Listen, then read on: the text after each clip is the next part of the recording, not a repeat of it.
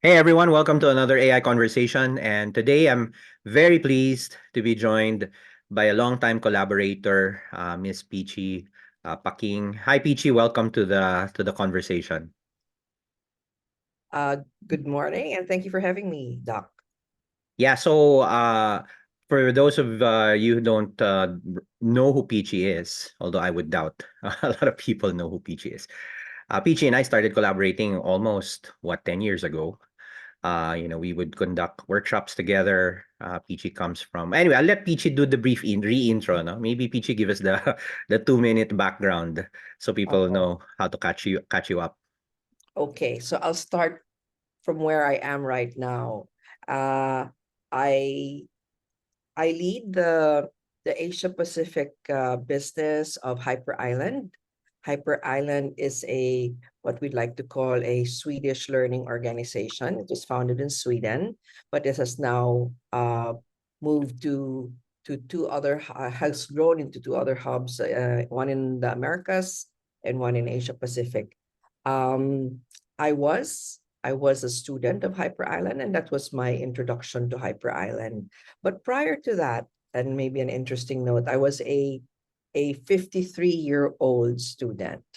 So that says I'd like to that's sort of like a shout out to those who think that they're an old dog can't learn new tricks. That's uh, that's not true at all, because I was coming from retiring.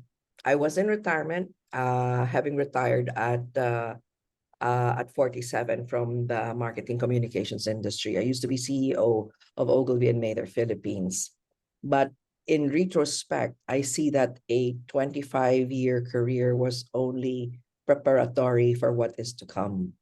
And so Doc and I found each other in the learning sphere, and we have so much in common in terms of ambitions as well as pain points. So this is why I'm here today, and I'm enjoying this and about to enjoy this conversation with Doc. Yeah, so parang nga, you mentioned na you retired from advertising about a decade ago actually. So now it's a totally new frontier. We used to have our coffee chats back in the day and basically complain about how the industry is barely catching up. When I say the industry, the marketing industry, the advertising industry, barely catching up to data. And now we're in an environment where, copywriters are getting displaced by a chatbot. Image generation tools are finally, when I say finally getting treated seriously. Because before we had, AI art, digital art, but for the most part, people didn't really treat it seriously. It'll never be as good as, humans. And then now it's the same humans complaining about, losing clients. So it's a completely flipped over world. So maybe let's start with that. No, we were recently talking about disruption. It's always our favorite word. Where do you see disruption happening now? No, AI has barely been around. Generative AI rather has barely been in the mainstream for a little over a year. So, and things have changed a lot, no, since 2022. Okay. Yes, I'll pick up from there. It's just been around for 2 years, and it costs so much re-examination of individuals' values. Or I'm not values as in but your value. What value do you deliver? Mhm. Uh, but Doc, you were also alongside my journey of my thesis journey, and my thesis in 2017 or 2018 already foresaw the Yeah. trajectory of AI. And I guess that's the reason why, like there's this thing called Cassandra's curse. Uh, Yeah.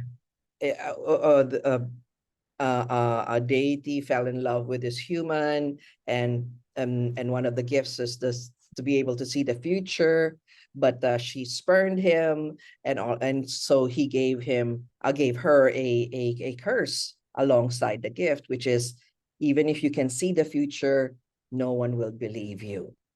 So I really feel like a lot of people are carrying this Cassandra's curse, because and not just out of intuition or conjecture, but people actually diligently study, put in science to try to understand how fast technology will be impacting societies.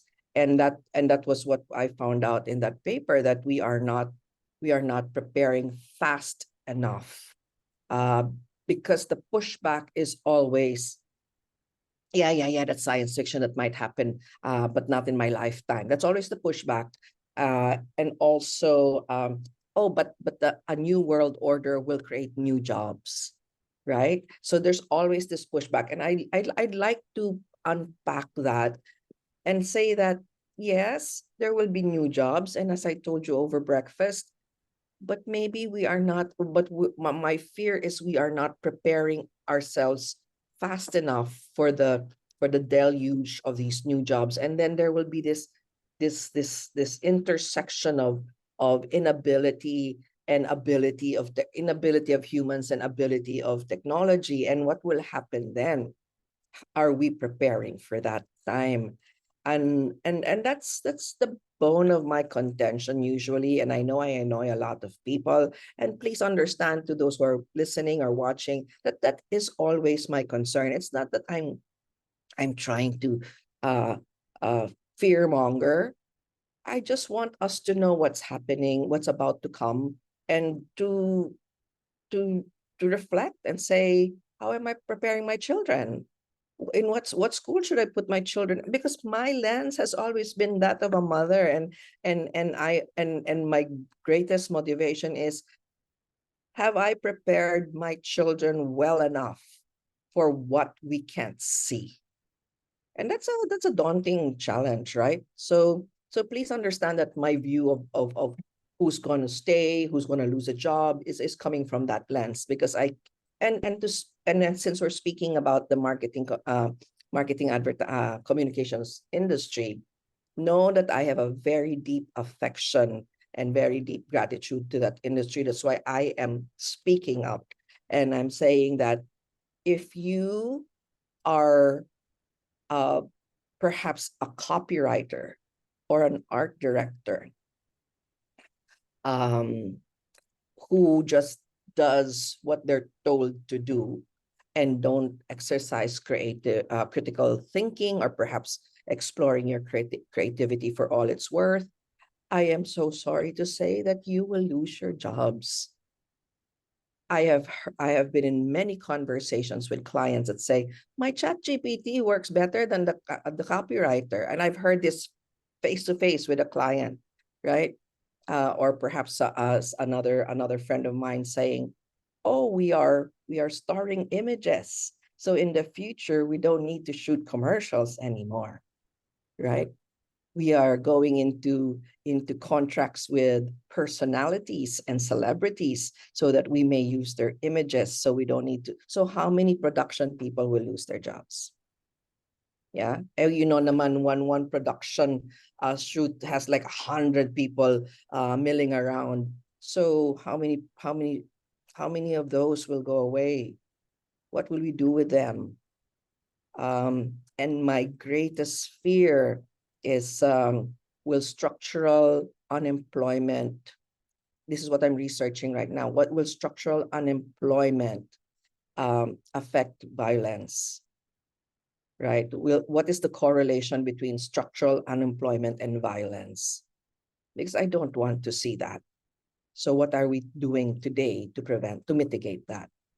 So that, I guess that in brief, that's really why I do what I do. That's why I'm here, in the education space, or maybe the learning space, because I'm trying my darnest to prepare those who want to listen, and those who want to make sure that human ascendancy over technology is the thing that we're all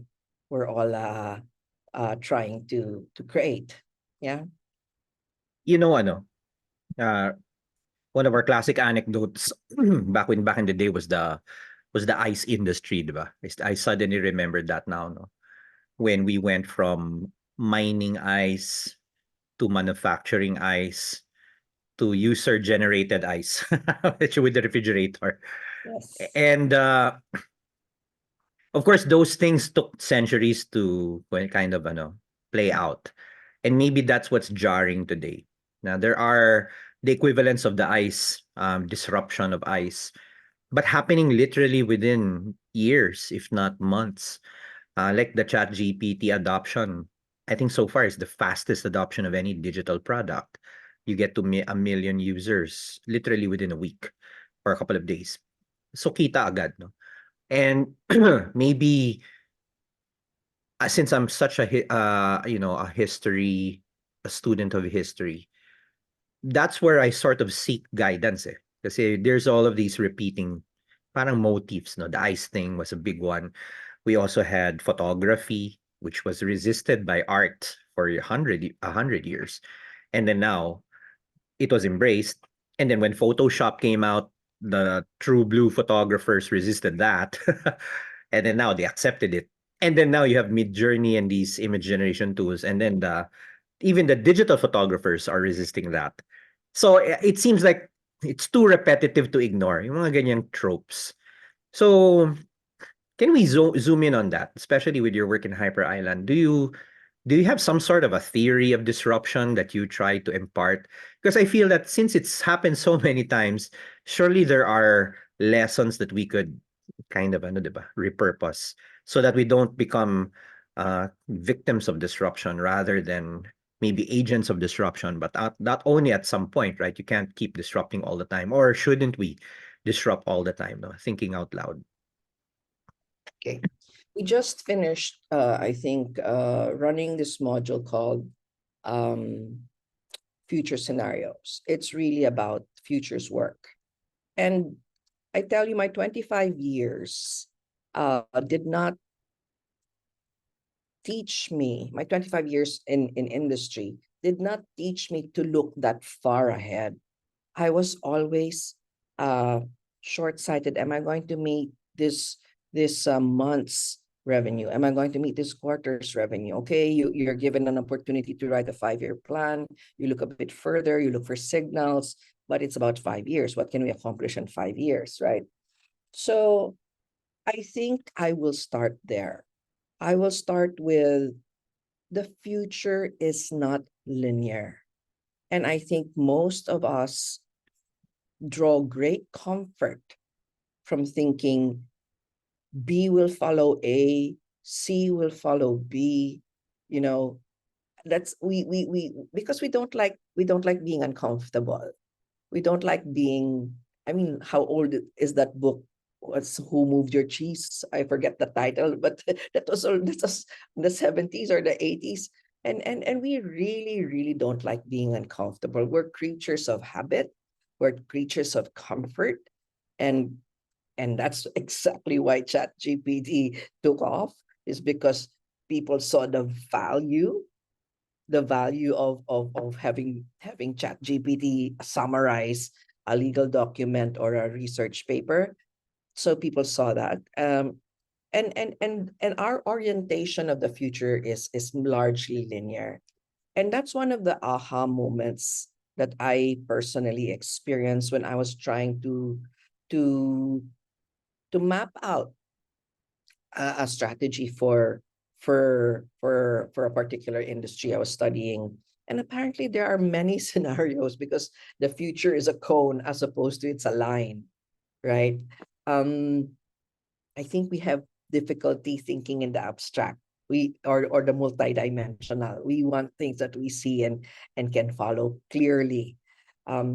So that I feel is something we have to work towards um, recalibrating in our heads, that the world is multidimensional, and there are many things moving, and there are many, so futures is one. I hope people try to understand what how you can create scenarios. Remember, Doc, we did a scenario planning workshop a few years back. And the other thing is, I suppose, um also being open to wonder. I think most of most of the people I speak with and talk about certain things that are uncomfortable, they quickly go into the defensive mode, and they say, oh, that's not going to happen, or we already know that. It's either that they defend their ground, or they say, oh, we have so many training programs, you don't know how much money we spend on training. And I would say training, by the way, you can't train people, you only train dogs. Yeah, because people learn. I got that from my coach, so I love that quote. I love that quote. And I think that's what we're doing in terms of learning. Do we truly understand how people learn? Or are we being compliant and saying they have to learn all of these topics? Okay, put up an LMS, produce some videos, and we're done. It doesn't work that way. Maybe if you have super, super learning adept people, but that's a very, very small portion of society. Or people who are self-determined learners. That's a very, very small segment as well. So those things, you understanding that the future is not linear, and you being able to open your mind and say, I may not necessarily agree with you at this point, but let me hear you and try to understand. Those are very fundamental things. I'm not even talking about eigenvector centrality and all of those things, right? I'm talking about be open, listen, be an active listener, and try to imagine a world that is not flat. You know, hearing what you're saying makes me think suddenly about kind of the industry of education, uh, which is so many layers. You have formal education, you have boot camps, you have graduate studies, you have YouTube, you have MOOCs. And having dealt with all of them, I've come to the conclusion, this is just me, that the formal and traditional learning institutions are almost completely hopelessly, not just being outdated, but unfixable. Okay? And of course, we we try to avoid hyperbole. So usually Mm-hmm. that's the path to, you Mm-hmm. know, misinformation. Pero I've seen it eh. Parang the way we teach children these days, and the stats are showing it, Our PISA scores are, on the decline. We seem to be content with being second to the last.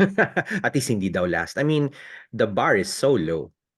And we had COVID as a major factor, it really destroyed traditional education. Teachers who were barely prepared to go online were forced online. Kaya tuloy lumalabas, uh, like one perspective is formal education used to be a big criticism of MOOCs. Oh yeah, you're never gonna learn anything online. And then suddenly you're forced to go online. Tapos biglang naging patas. Lumalabas, the MOOCs were actually better written, better structured than the formal education that was forced to become a MOOC. And yet we're paying 30 to 50 times the cost of a MOOC if you enroll in a university. These are like just the symptoms. Eh.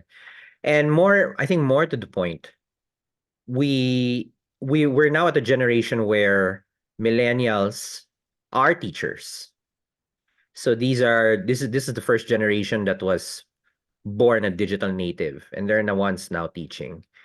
And everywhere I look is there's a big struggle, with how to impart information because the mode of education wala na is hopelessly broken. The factory style of education. Anyway, so the question I wanted to ask you is you're not I would if you pardon the term, I'll put you in the bucket of alternative education. Hyper Island is a school, but it's not a traditional school.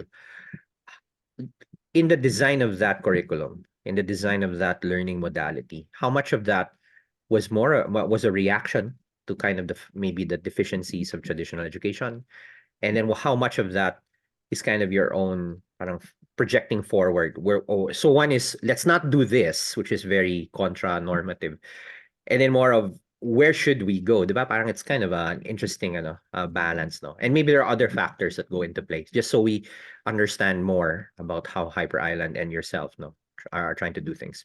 Okay, I will have to give all the credit the three gentlemen who got together on a project a long 26, 25 years ago, and we're working on a CD-ROM 26 years ago. CD-ROM, Encarta, Yeah, Groliers. yeah, a CD-ROM on a, I think it was some program on HIV, right? A long time ago, 26 years ago. Some of your listeners might not have even been born yet. They took a look at the CD-ROM. They look a look at the project and say, in which school does this CD-ROM belong to? There is business potential. Should it go to the School of Business? But it's multimedia. Should it go to the media school? But also it's an innovation. So should it go to the computer science school? You know, that was so long ago. And they said, we really need education that fuses different disciplines together, because what digital has done was dissolve boundaries between between disciplines. And so today we are just continuing the challenge. So yes, that we've done that. Now digital has become more mainstream, but still some mindsets are having a difficult time catching up about how disruptive digital can really be. And we've said this in the past, digital disruption is just a Trojan horse for business transformation. So that's what guided the fusing of disciplines, and the principle of producing as many lenses, or providing as many lenses as we could, and the concept of the toolbox. You have to have many tools, because you don't know what tool you're about to use. If, like, say, I don't know, if you get a flat tire or something, then there's a tool that you don't have, then you can't solve your problem. So I think that preparing for the unforeseen was already embedded in the design of the way we learn at Hyper Island. But we took that spirit and now are moving forward and saying, so what's ahead? And what's ahead is no longer about the fusing of the three different. I think that's the biggest idea of the school for me. The biggest idea of Hyper Island is the fusing of many disciplines to help us have a new, or a nuanced view of the world. Then we move that forward, and the disruptor, if you'd like to say it, is this not just AI per se, but the fact that technology is exponential and humans are not. So there will come a time when the gap will be so wide, and then you ask yourself, then what is the value of being human? So I think that's where we are right now, and therefore the conversations are moving towards what is truly valuable about what we do, that regardless of how technology evolves, even if it becomes Gartner said there are three phases, right? First, it's a tool, then it becomes a partner, and then it becomes an agent. It starts to make decisions. So what happens then? And so, apart from us linking our brains to the computers, what else is valuable? Um, um, that we could, what value could we, and we don't need to look very far, because as human beings we still have our creative faculties, right? Our ability to say, yeah, that's nice, but maybe have you considered this? So that's critical thinking, right? Have you considered that? And and I don't think we've prepared people for that time. Like, one of the things I always talk about is failure of imagination. In fact, the line I have, the failure of imagination is the failure of humanity, is because we know that, at least to this in this day, that what AI knows is what has happened in the past. But I don't think it can only extrapolate, but it can't imagine. So I think at this point, and I always say, if you want to sound really smart, you always append your sentences with yet. At this point, AI technology can't imagine yet. Um, and and if I had any influence, I wish we could we could develop the capacity to imagine, the capacity to feel awed. Another thing that's very, very important across all industries is systems thinking. The capacity to see beyond the obvious and say, how else is the world? How else does this connect to the world? Um, because our views are very, very narrow. I think those who have those skills, those gifts, will do well. Will do well when, regardless of how technology evolves. Grabe, I have so many threads to chase, no? But, sige, not enough time in an hour to do all of it. But maybe, sige, one of the ways I frame, jumping off from what you're saying, how Gen AI affects us. Everyone talks about productivity. A few less people talk about creativity, and I want to talk about that too. But I want to start with something that's not immediately obvious, but eventually it dawns on you that these are knowledge management tools. I mean, you can upload a PDF to any chatbot and talk to it.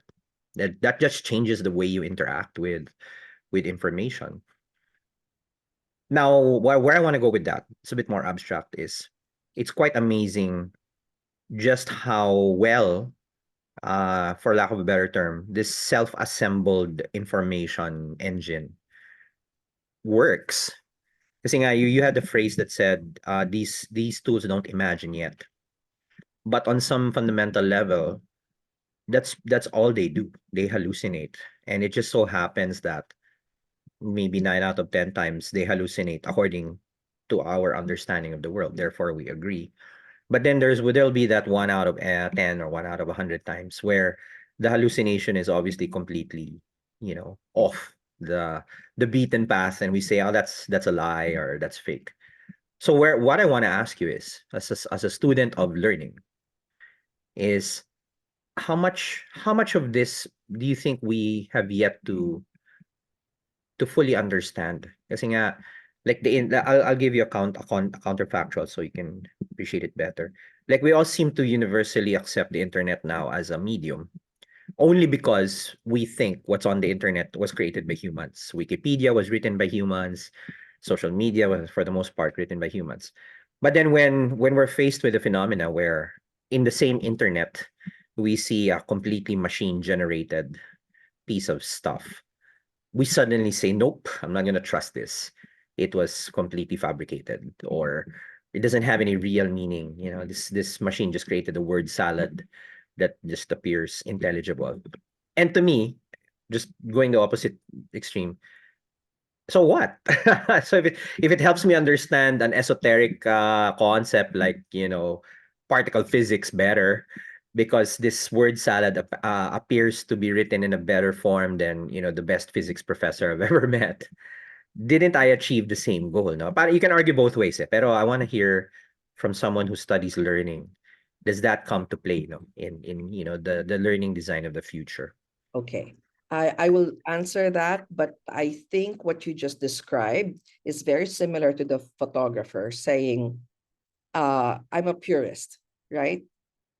Photography should be the lights and shade, the light and shade should be captured on film, not generated, right? So we already know how that story ended. I think we're carrying a bit of that attitude over to learning, because I am not anti-technology. I think what humans are looking for are, how do I understand this? And that's the key word. How do I understand? Not how do I know. Knowledge is different from understanding. And I'll tell you a sidebar story which is related, because I'm a huge fan of Malcolm Gladwell. And because I really love the way he tells stories. And then I also am critical, so I look at the criticism of Malcolm Gladwell's work. And the criticism is usually from academics who say he's just ripping off ideas from academics and turning them into a story.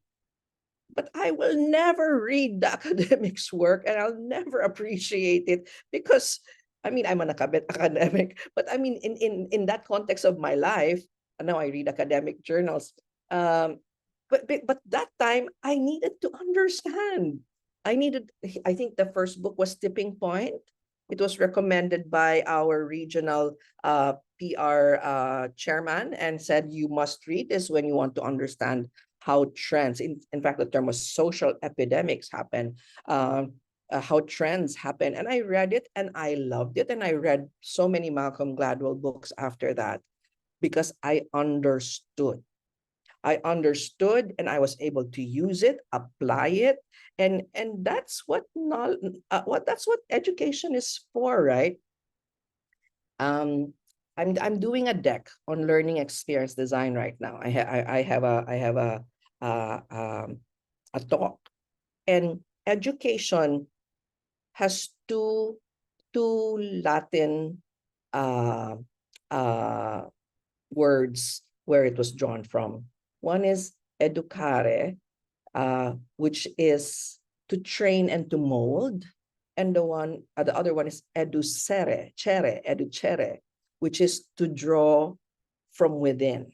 And I think we are so hung up on educare, which is we think we train and mold, and we forget that education is also about drawing me in and leading me towards my learning objective, my goal. How funny, because you had to go back to etymology, Latin etymology, to find out why is it so messed up? Because we chose one, which is to train and to mold, as opposed to guide and to draw out. We have one recognizes we have it within us. We just need to be facilitated, guided, not taught by a sage on a stage, but to be guided, have a guide on the side and say, what do you think? Right? What have you thought about this? And I think that's, but also it's context, right? Industrial revolution, factory versus now trying to understand the world um, in a way that suits you. I don't know if I answered your question, Doc. I know you were Yeah, saying, yeah, you're hitting a lot of parang beats that I'm trying to also understand. So, sige, from knowledge, I'm trying to understand it. We talked a lot about creativity even in our first conversation. And my immediate stab at it right now, when Gen AI, especially when Gen AI made a debut, is there many people we consider creative, but are really just consistent. mm, You know what I mean? So, kasi it's inspiration and execution, ba yun yung ano, yung components. And we tend to put, or we tend to miss parang what we mistake for originality seems to be really just consistency. And consistency is not a bad thing. If you have an agency that executes very well according to a brief, then they deserve to get paid. But parang ang nangyari, it co-opted already the original thinking, which is what you were alluding to earlier. And then, okay, that's fine. Humans did both. But then suddenly we have these machines that take care of the consistency. And now more pressure is on you to have a new take or a new angle or an original thought. And I feel that's what's thrown or a big part of what the monkey wrench that has been thrown into the mix. That suddenly consistent output is no longer the monopoly of certain, whoever, agencies or individuals. And lumalabas na to in Tagalog, who's really creative or not, no? That's my hot take on that, no. So what do you think of this new old creative space, no, in light of AI? all right. One thing that characterizes this time is I sort of we have to create experiences, customer experience at the speed of now. So we had the luxury of time and trying to figure things out and baking it and all that. Now we don't. And I'll look at the client. And what does the client need? The client needs something like 2,000 things today.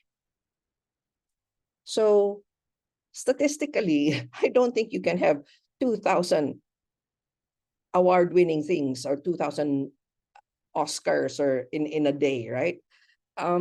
So what has happened is we have accepted, I wouldn't say the mediocre, but something that is consistent. Consistently okay, as long as it's not bad. So the artists, and I add an E to that, the artists, by the way, I'm married to one, so I have the license to speak this way, will take much longer and say, and the purists, let's use that, the purist creatives, right? We say, oh, that's all crap, but that's all the client needs. That's all the client is willing to pay for at the time that they want, it delivered, right? I I don't know how long some brand campaigns are baked. I don't know anymore. But judging from pitches that everybody says, there's like 8 pitches a week. Uh, it used to be speed is an advantage. Now it's the only advantage. It seems like it's the only advantage. And technology allows you to do that. But is it creative? I think we decide, we have very individual appreciation of the term creative, right? If it sells, it's creative, right? If it wins an award, it's creative. So what definition are you using? I will go back to that, because that's, I think, that's really how the game is played. Who defines what is creative? In fact, I have a little I say a little irritation, a little peeve about the definition of creative. I think it's very narrow. I think we define, and this is where I was inspired by Dr. Vivian Ming, someone who has once who came over virtually, I think in December last year, and she was the one. And remember, I am creative. I was in the creative department, and she says, when I mean creative, I don't mean uh, drawing pictures or making movies per se. I'm a scientist. I explore the unknown. That's creative work. And that's what the definition I'd like to take moving forward. Creativity the way, isn't the traditional creativity like the Da Vinci's and all that. In fact, Da Vinci is a very good example of creativity, because he didn't just draw, but he explored what's it like to fly, what's it like to do this. So explore the unknown. I go back on saying Da Vinci is not creative. He is absolutely, I think, the epitome of creativity. Um, um, Exploring the unknown. You saying, yeah, um, yeah, there's a virus. There's a virus that's killing a lot of people quickly. What do we do about it? That's creative work. Science is creative work. We were talking about that, right? Why do we say that STEM is like sciencey work and it's not creative work? It is extremely creative. And maybe if we start being clear on how we define creativity, uh, and maybe not adhere to the old creativity definitions and textbooks, and start creating our own definition, given the disruption of we would say machines that learn, um, then I think we will all end up happy with the output, regardless of how quickly or how slowly it was done. There's a tangent to creativity before I go to that third layer. that So tama ka, no? And there seems to be this weird artificial boundary between science, math, STEM stuff, and humanities. And I think we're gonna lump creativity with the humanities unfairly, I think. But the most foundational of the STEM disciplines is mathematics, and mathematics at a very theoretical level is creativity. Yes. Einstein had to imagine how light moved before he started doing the math. Pero sige, the offshoot of that, which is now gained, I guess, almost mainstream prominence, is the concept of ethics and safety. And I think that is kind of the opposite extreme, where maybe the legal, philosophy, social science group has, I think, the monopoly. And STEM has pretty much surrendered that ground. Now, I'm a developer. I have know nothing about ethics, which is mali din, diba? So I feel that ethics and creativity are like the different sides of the Rubik's cube, no? So do you have a thought about how ethics should be appreciated? Because I feel that nauso lang yung word na ethics recently because of the AI and data problems. No, suddenly they needed a word. Yeah, it's data ethics or it's AI ethics, for lack of a better term. During COVID, pre-chat GPT, I took a course. I got a public leadership certification. Hmm. And one of our courses there was leadership. And not just any leadership, but moral leadership. Okay. And we went deep into the whole rabbit hole of what is moral, why how morality has evolved, because we evolved as human beings, and therefore there are certain biological grounding of morality. It's very interesting. But what I'd like to say about that is I don't think I don't think because we are interconnected, we're a system. And what is happening is, if you say I'm not involved in ethics, you are because there is a social contract, right? We The reason we exist as we haven't killed off each other yet is because we have lots of social contracts, right? But once you ignore that you have a social contract, in fact, the biggest question is always debated on is, was Hitler a good leader? Right? And someone will say yes because he did this, and yeah, and someone will say no, by and I will only take it from the lens of my course. And it says Hitler had authority, but he did not exercise leadership. Leadership is not something you are promoted into. Leadership is a practice, just as Kung Fu is a practice, I suppose, or Buddhism is a practice. It is something you practice. And and you being nominated by your constituents have a moral obligation, and in fact, moral obligation because they look up to you to do what's best for them. So you will be guided by your own set of morals, and ethics comes later. But what is it that you, as an individual? So I really like that framing, because now I understand some of the big tech leaders and why they lead the way they lead, because they're different from me. And as much as I would say I don't like this, I don't like that, that's me. He's different, or they're different, right? So ethics comes after. I think the first thing is, what do you write down as your non-negotiables?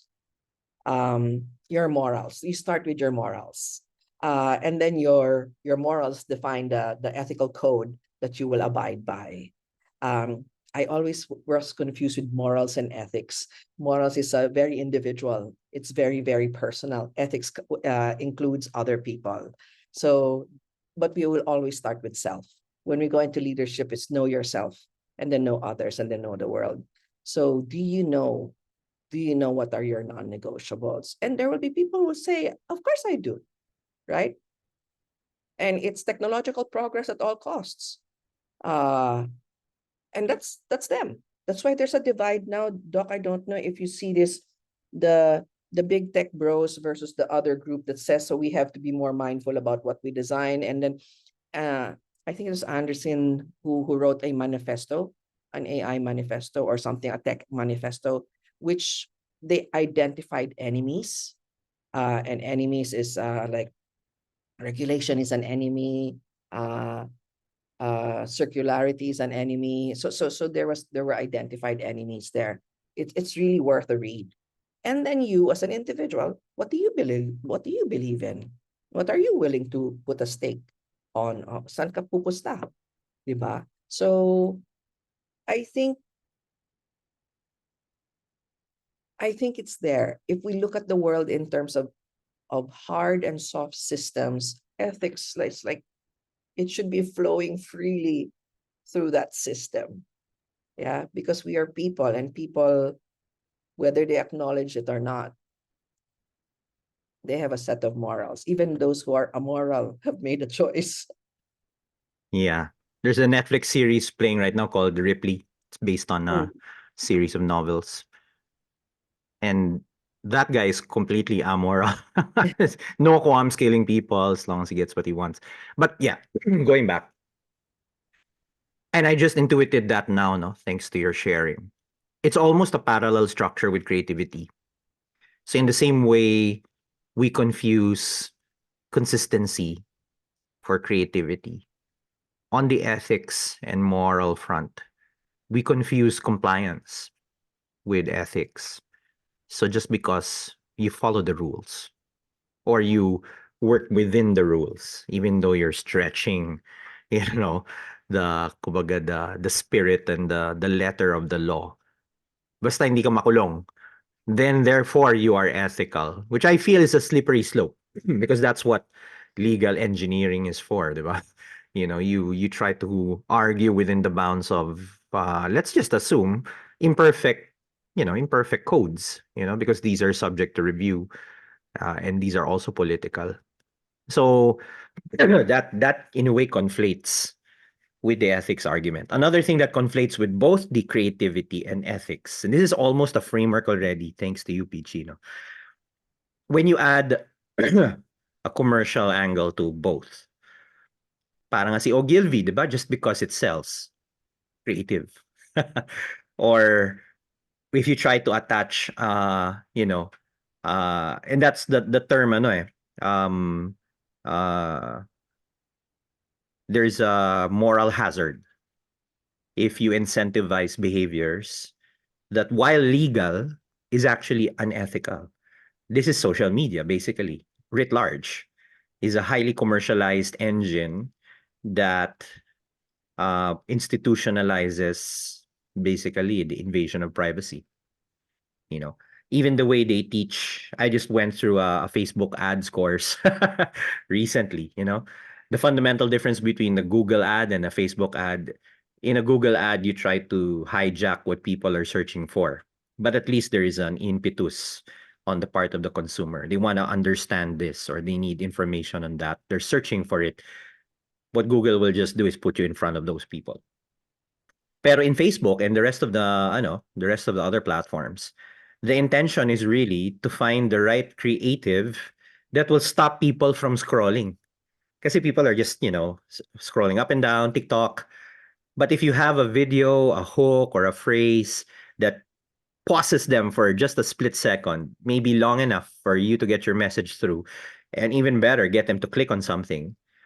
So your intention is naturally disruptive. And that stretches what's ethical. Kasi nga, to the user of a social media, they think they are the customer, but actually they're the product. They are the ones being sold to the advertisers, no? Who are paying for that right to disrupt their day-to-day life. So when I learned that, sabi ko, wow, no, this is the system. This is the system we all pretend we're not participating in, but we're there. No? Sige, do you have a thought about that, no? Because I'm sure that has come up at some point before we move to the next layer. I I had this talk at Digicon, the ethics of customer experience. And I think the line that really got people a bit uncomfortable Triggered them. for them was just because it's legal doesn't mean it's moral.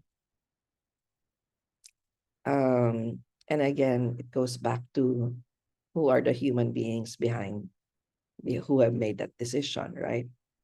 Um, there and these dilemmas, they're they have been going on since time immemorial, and it's really about making a stand.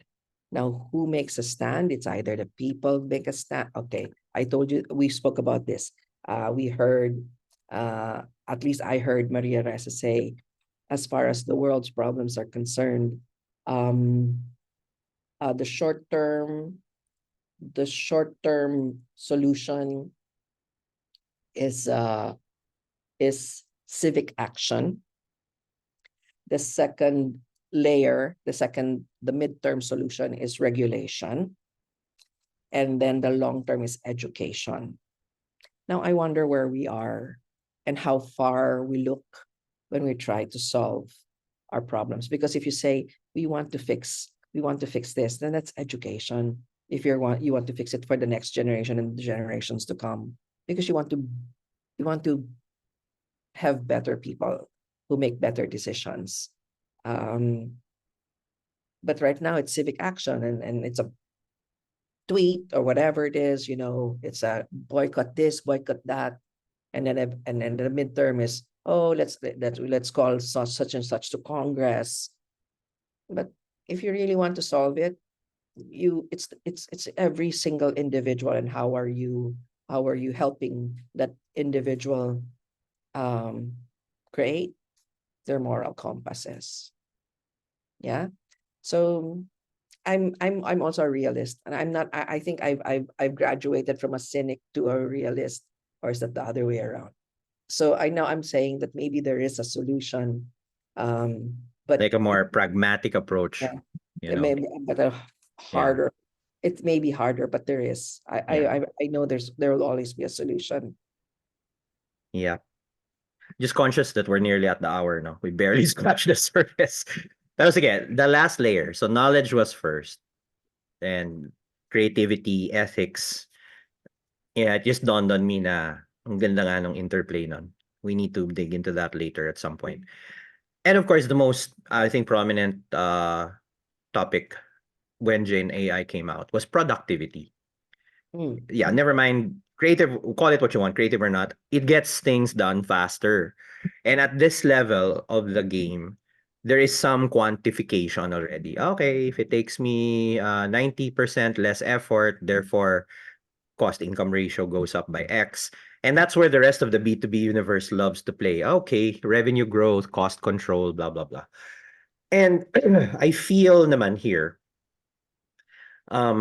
there is only so much a productive person can do, bereft of the creative and the knowledge, no? It's, kaya nga at that extreme level, a robot will do it na, you know? That's ultimate productivity. Never goes tired, never goes on leave, never complains. And then on the flip side is a human standard ground. We do it because we want to be human. And the often ignored middle ground is the fusion, no? Augmentation, which still sounds for me like a kind of a wishy-washy, honestly, fantasy land. Because yeah, of course, we benefit from the internet. We benefit from computers. No, we don't. I remember I was a child when WordStar came out. WordStar, and I remember attending a workshop on WordStar in my mother's office, which is a government office, and everyone was happily using their IBM electric typewriter, which allowed you to edit one line at a time. And since it was bring your child to work day in that office, I was there playing around. And I just sat down in the WordStar workshop, believe it or not, kasi walang gusto mag-attend. So I learned WordStar as a child. And for me, it felt very natural. Like, yeah, certainly you should be able to edit the entire document before printing it. Why are we contending with the snowflake and the one line at a time? And that was the come on. Oh, you can save hours of repeat typing work by encoding it in a WordStar document and then printing it. but you have to master all of these dot commands. And people were saying, oh, that's too much, like computer science. But the people who adopted it early in their careers, which included my mother, it made her career pretty much. She was one of the first people to use WordStar and diskettes. I remember that. So productivity. What's your take on this? Because at some point, this is going to be maybe the only measurable milestone in any adoption of any technology, not necessarily just artificial intelligence. No. What's the angle, or I what hope should I'm we be not pursuing? hope I'm not annoying you by not answering your questions directly. But I'll take a step back. In fact, I'll take a very big step back. Who benefits from increased productivity? And you would say everyone, right? No, no, no, no. Take it one step at a time. Sure.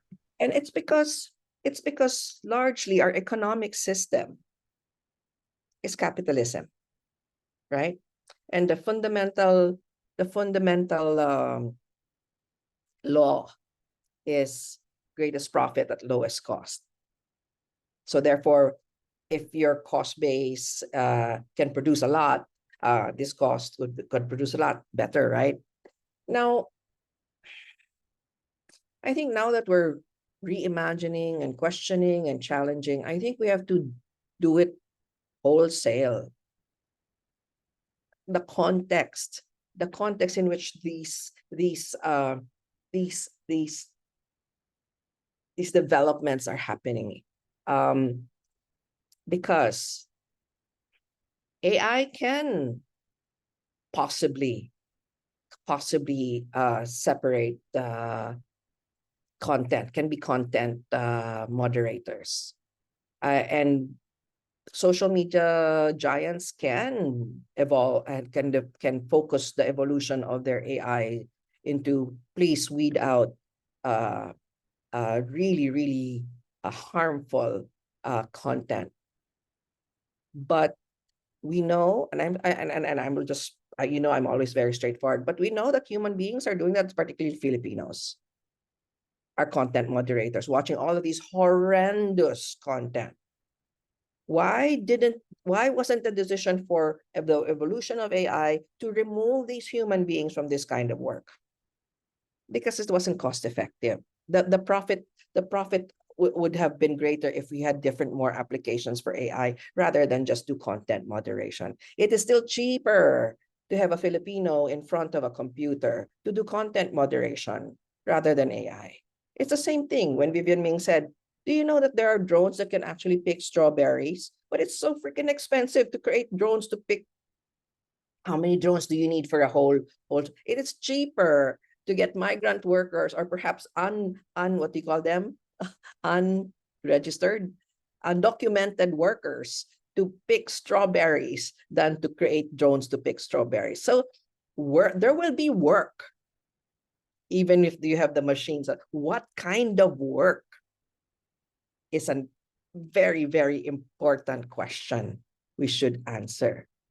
And that goes back to the invisible hand, the bigger thing, the Friedman doctrine versus perhaps you want to go that what's the opposite now? There's degrowth as a concept. There's the donut economy as a concept. Now even the big economic models are being revisited and challenged.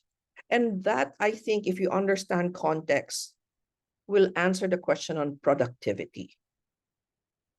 Productivity to what end? Yeah, you Yeah. can't automate to zero. I mean, at some point. And in fact, Buti, you brought that up because obviously a lot of the work I do nowadays involves the BPO sector, and you wrote a paper about it at an early point. It's almost prescient nga eh. We come back full circle.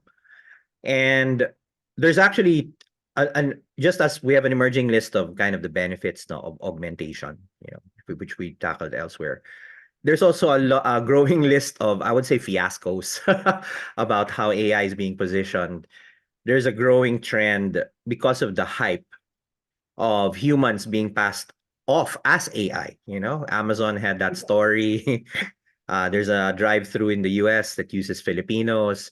There are restaurants in New York that feature a Filipina via a Zoom call being your virtual receptionist. I guess in that case, it wasn't being marketed as AI. Pero it's a weird, ano eh, parang bizarro world eh. In the West or in the global North, where AI is, revolutionizing everything. Everything's getting automated. But then behind the scenes, it's all Yes. duct tape and cardboard propped Yes. up by, Indians and Filipinos and God knows who else in Yes. the emerging world, no? So that's one. And then the second, somebody really wrote a good paper. I'm keeping it around for reference about a theoretical maximum given the costs of how much you can really automate. And the amount was rather modest. I think the number was hovering around 23 or sabihin mo 30%. Beyond that, given current economics, it becomes too cumbersome to automate beyond that. The cost of automation now outweighs the cost of whatever. Parang the trade-off is there. And I felt that way. Hey, that's a very different argument. Oo nga naman. The IT is not free. You have to spend on that stuff. And it gets lost in the cacophony of hype kasi when people say, we're going to automate everything. No? So back to your work in Hyper Island. And maybe we can now slowly segue to a recap since we're kind of over the hour already. How do you feel for that? It's kind of like the negative feedback loop to all of this thing we've been discussing.